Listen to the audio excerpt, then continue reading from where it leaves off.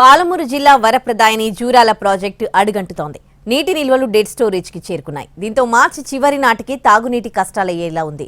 చివరి వరకు పంటలకు నీరిచ్చే పరిస్థితి లేకుండా పోయింది. ఉమ్మడి మహబూబ్ నగర్ జిల్లాకు అత్యంత కీలకమైన ప్రాజెక్ట్ ప్రియదర్శిని జూరాల ప్రాజెక్ట్. కృష్ణానది తెలంగాణలోకి ప్రవేశించిన తర్వాత ముందుగా ఈ డ్యాంలోకే నీళ్లు చేరేది.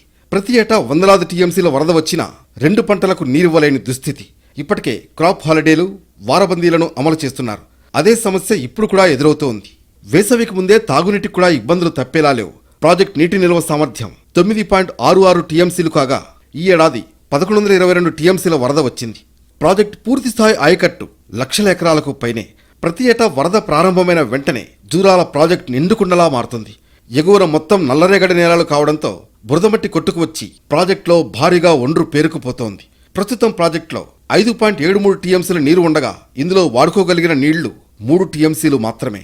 దాదాపు 4 టీఎంసీల సామర్థ్యం మేర పూడిక, బురద నీళ్లు పోగా సాగు, తాగునీటి అవసరాలకు వాడుకోగలిగిన నీటి నిల్వ సామర్థ్యాన్ని అధికారులు సరిగా అంచనా వేయకపోవడంతో వరద అంతా దిగువకు పోతోంది.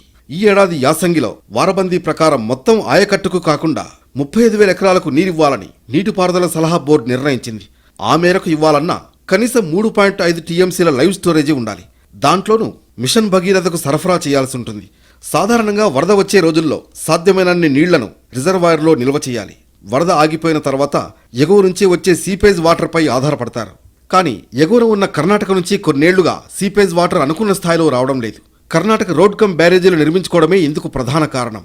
అలాగే ఎగువన ఉన్న నారాయణపూర్ రిజర్వాయర్ పరిధిలో కూడా వారబందీ అమలు చేస్తుండడం వల్ల దిగువకు ఇన్ఫ్లో ఆశించిన స్థాయిలో లేదు. జూరాల ప్రాజెక్ట్ ప్రధాన ఆయకట్టుతో పాటు భీమా, నెట్టెంపాడు, కోయిల్ సాగర్ ఎత్తిపోతల పథకాలు కూడా దీని ఆధారంగా నడుస్తున్నాయి. ఎగువ నుంచి సీపేజీ నీళ్లు రాకపోవడంతో ప్రధాన ఆయకట్టుకే ఇబ్బందిగా ఉంది.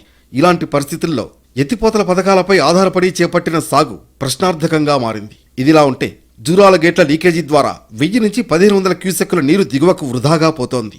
జూరాల ప్రాజెక్టుకు 64 క్రస్ట్ గేట్లుండగా 12 గేట్ల నుంచి నీరు లీక్ అవుతోంది.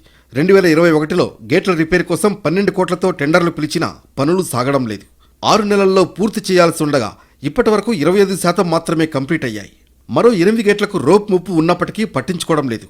ఇక ఈ ఏడు వేసవికి ముందే పొంచి ఉన్న ప్రమాదాన్ని గుర్తించిన సర్కార్ కర్ణాటక ముఖ్యమంత్రిని కలిసి 5 టీఎంసీల నీటిని విడుదల చేయాలని కోరితే ఆ స్టేట్ 4 టీఎంసీలు ఇచ్చేందుకు ఒప్పుకుంది. గత ఏడాది కూడా ఇలాగే జూరాల పరిధిలో తాగునీటికి ఇబ్బందులు తలెత్తితే 2 టీఎంసీల వరకు నారాయణపూర్ నుంచి విడుదల చేశారు.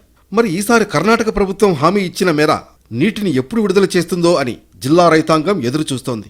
ఈ నెల చివరి వరకు నీటి విడుదల జరిగితే వారబందీ పద్ధతిలోనైనా పొలాలకు నీరొస్తుందని ఆశపడుతున్నారు.